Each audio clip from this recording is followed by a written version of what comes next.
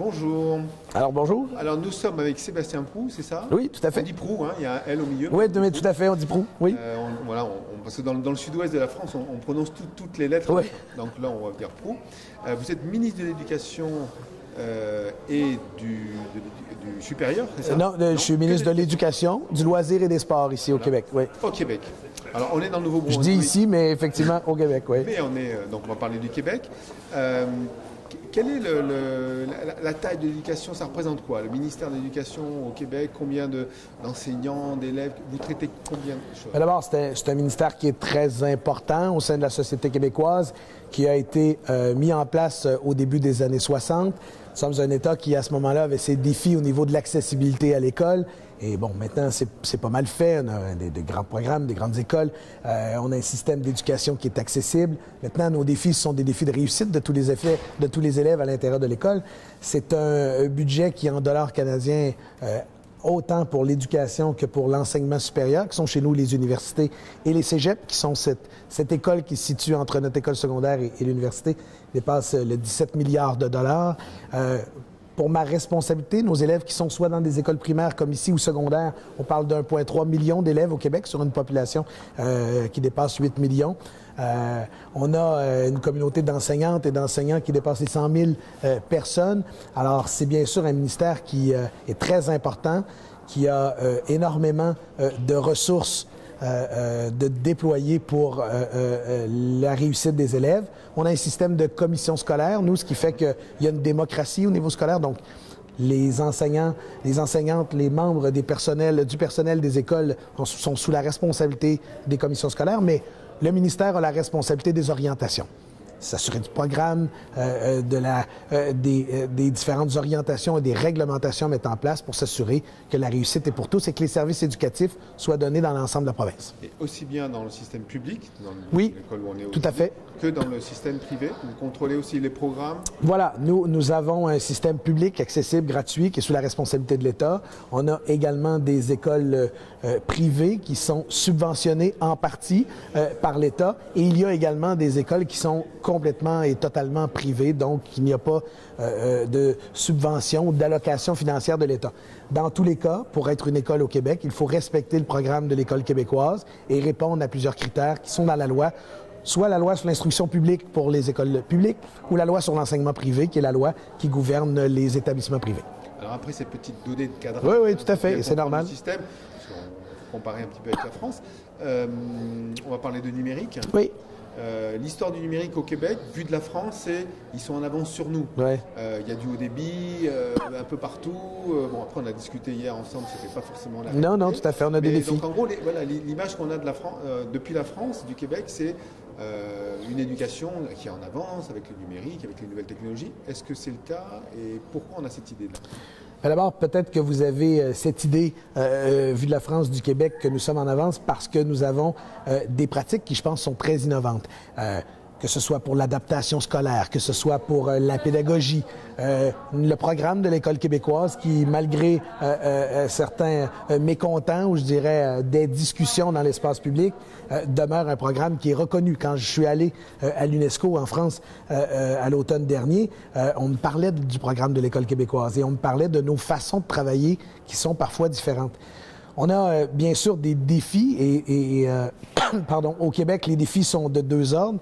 Le premier, c'est que nous avons un grand territoire et il n'est pas densément peuplé dans tous ses coins. Alors, on doit se retrouver dans la situation où il faut parfois faire des investissements très importants pour soutenir de petites populations sur de grandes distances.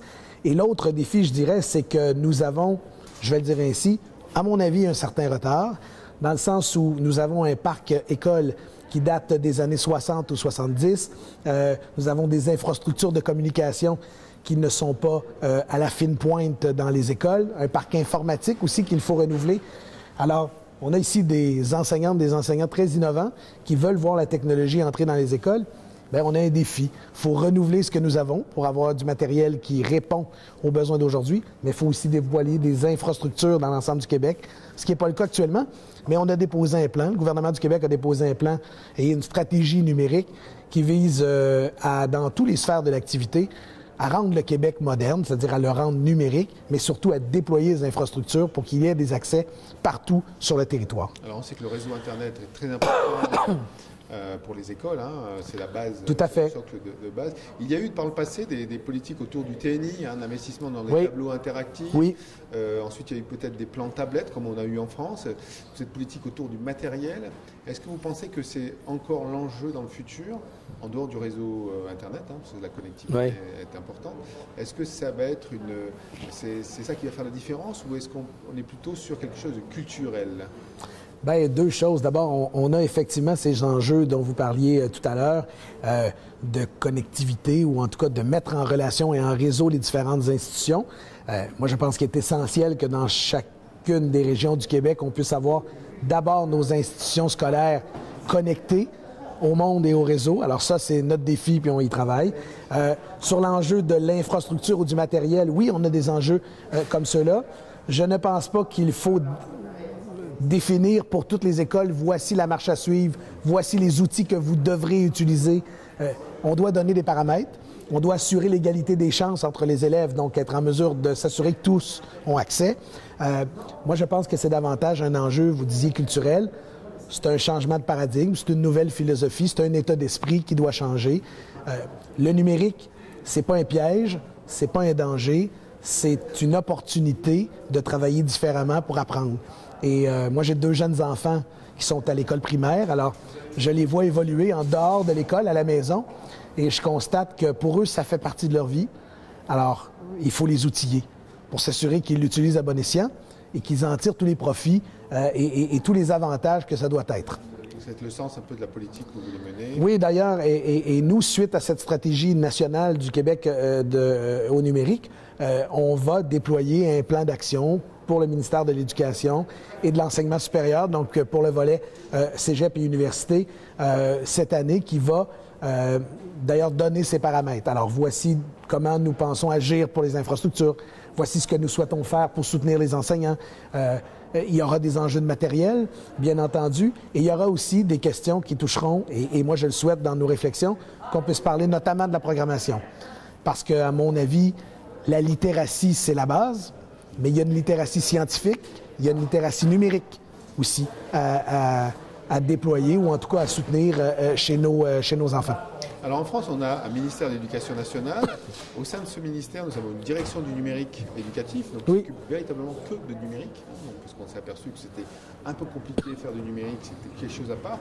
Mais on a aussi un secrétariat d'État qui n'a rien à voir avec l'Éducation nationale au numérique, puisqu'en fait le réseau au débit sont partie prenante dans ce secrétariat d'État et s'occupe de la fameuse EdTech, tout ce qui est French. Tout à fait, oui. Tout ce qui est que j'ai rencontré d'ailleurs, parce que je suis allé à l'automne dernier. Voilà, donc est-ce que vous avez ce même schéma d'organisation au Québec, ou est-ce que ça peut vous donner des idées? Oui, c'est intéressant ce que vous dites. On a une organisation qui diffère un peu.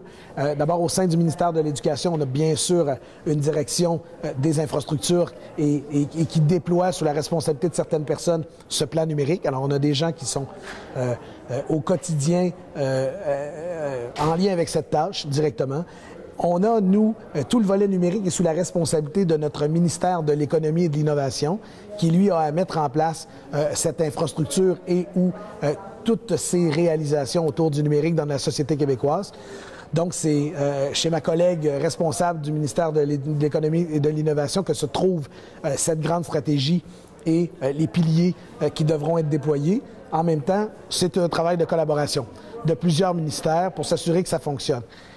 Là où je trouve qu'il y a des choses inspirantes chez vous, j'y suis allé à l'automne dernier rencontrer des gens des EdTech. Je suis allé voir des espaces où il y a ces entreprises en démarrage.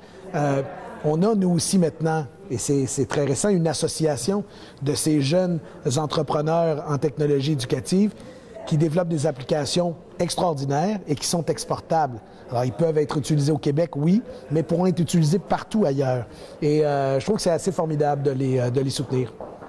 Alors, ça fait 1 jour et demi qu'on s'est rencontrés. Oui, tout à fait. Hier soir. Donc, vous restez à Claire pendant 1 jour et demi. C'est des choses qui sont peu envisageables en France, en général. J'aurais aimé depuis longtemps. 1 heure ou 2, puis là, c'est important. c'est parce que vous êtes particulièrement comme ça, ou est-ce que au Québec, un ministre, justement, essaie de faire du bottom-up, hein, on va sur le terrain, on est en prise avec la réalité? Écoutez, moi, je vais laisser les autres exprimer si je fais les choses correctement ou pas, mais il y a une chose qui est certaine pour moi, c'est qu'il faut être en relation avec les gens avec qui on travaille. Il faut être sur le terrain. Il y a des centaines et des milliers d'activités qui sont possibles pour un ministre. Il faut savoir choisir. Il faut choisir, je pense, les activités là où on peut consolider un mouvement qui est en marche, où on peut initier un mouvement. Dans le numérique, dans l'innovation, dans cette philosophie à mettre en place, il y a des événements et des gens qui sont au cœur de ces transformations. Et voilà, plus d'une année et demie qu'on me parle de Claire en me disant « tu devrais y être ». J'ai manifesté l'an passé le désir d'y être parce que je ne pouvais pas, pour d'autres raisons, l'année dernière. Alors, j'ai fait ce qu'il fallait dans mon horaire pour y être. Bon, j'ai d'autres responsabilités. Je suis moi-même papa aussi, alors je ne peux pas y passer toute la fin de semaine, mais je souhaitais y être le plus longtemps possible. Et voilà, cette journée et demie est fort instructive. Puis pour moi, c'est important de démontrer aux gens avec qui je travaille ici au Québec, puis avec qui on travaille, que ça m'interpelle aussi. Si on veut leur ouvrir des chemins pour leur permettre de travailler, il faut être là, puis il faut connaître leur réalité, l'entendre. Alors moi, j'aime travailler avec les gens et j'aime cette interaction avec le milieu. Ce qui est tendance. Merci beaucoup. Merci à vous.